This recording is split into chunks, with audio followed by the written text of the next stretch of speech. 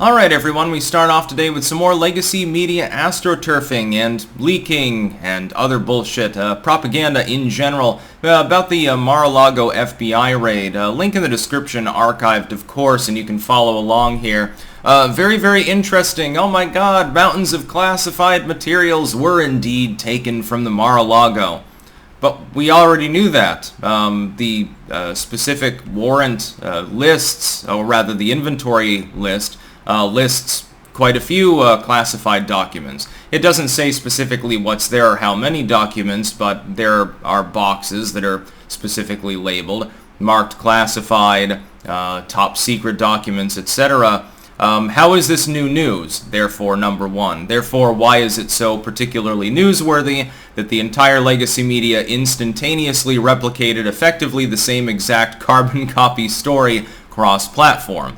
It's because it's part of a wider Astroturf. It's being coordinated, in my opinion, directly by the Biden administration. Secondly, how did you get that specific number? Was it leaked to you by sources familiar with the situation in the FBI who are breaking the law and multiple various federal codes by leaking that information to you? Yeah, I think that it is. And number three, of course, none of these go on to therefore claim, hey, while these documents are marked classified, because they would still have those markings on them, they're several years old, they were all declassified because Donald Trump declassified them. Oh wait, Joe Biden in the dead of night in secret coordinated with the DOJ and the National Archives to remove executive privilege over the documents, therefore leading to the raid itself. I don't see any of the same legacy media outlets making a big deal over the fact that that happened, because it's completely legally unprecedented and very possibly illegal. People have been bringing up Bill Clinton's sock drawer videos, for example, as a reason why Donald Trump can't have the retroactive detriment to him from the Biden administration of being purged of executive privilege.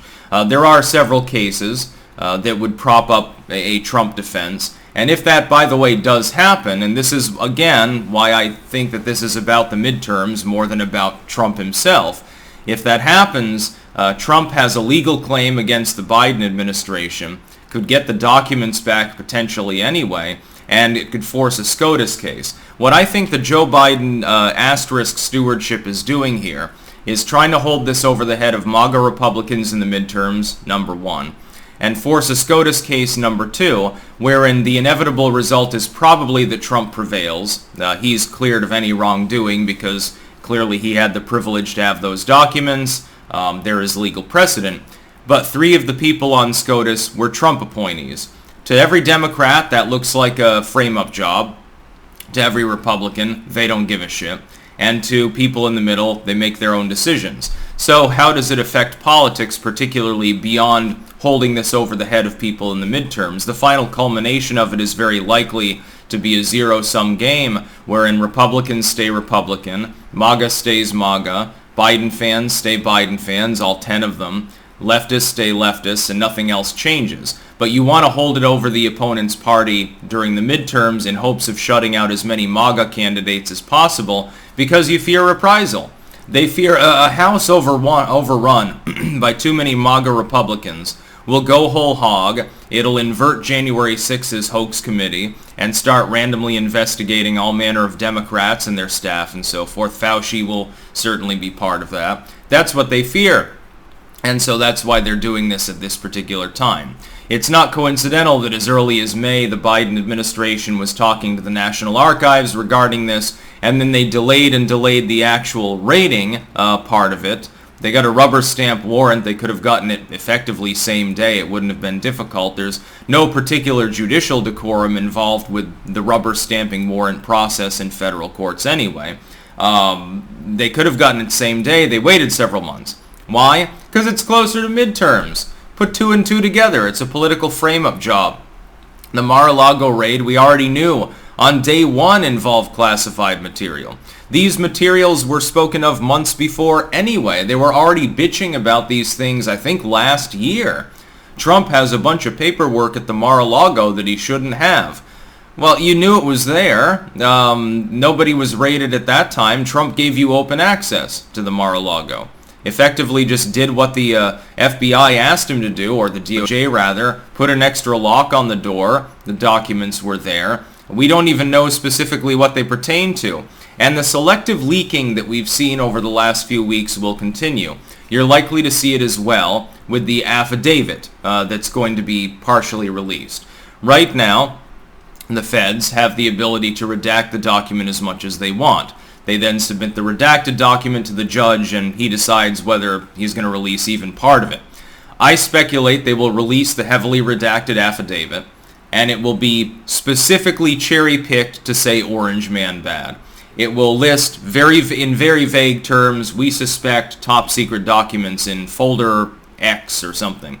But it won't have anything in there that countermands the affidavit. You won't know who filed it, by the way. You won't know who these witnesses to crime supposedly were.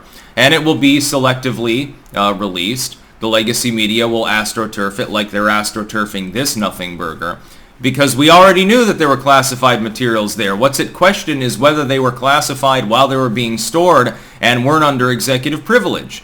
We're now hearing that the Biden administration lied to the American people, openly coordinated with the DOJ and with the National Archives to remove that executive access, probably illegally doing so, by the way, and yet we're not really hearing anything about that from the legacy media. Your mind is being completely scrambled by propaganda if you're taking anything that CNN, MSNBC, the New York Times, WAPO, etc. are saying about this case seriously. Effectively, it's like the Krugman effect. If Paul Krugman says something, the opposite is almost certainly true. The same is becoming clear with regards to the Mar-a-lago raid, with regards to anything that comes from the legacy media. If they say that there's a bunch of classified material there, my initial assumption is just that it was declassified. If they say Orange Man bad, honestly, I'm just inclined to say Orange Man not bad. Orange Man pretty good. Of course, after several years of his presidency, I came to that conclusion myself, but it doesn't hurt to have the corroboration of the entire legacy complex hating the dude. Trump, in this case, appears to have done absolutely nothing wrong.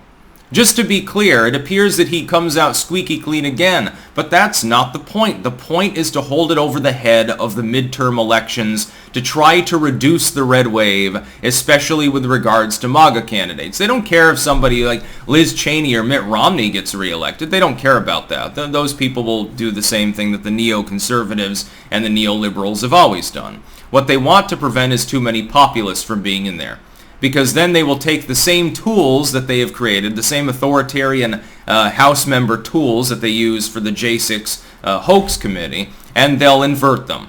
That's what they're afraid of. They're afraid of the toys being broken without Trump even being in office. That's about all.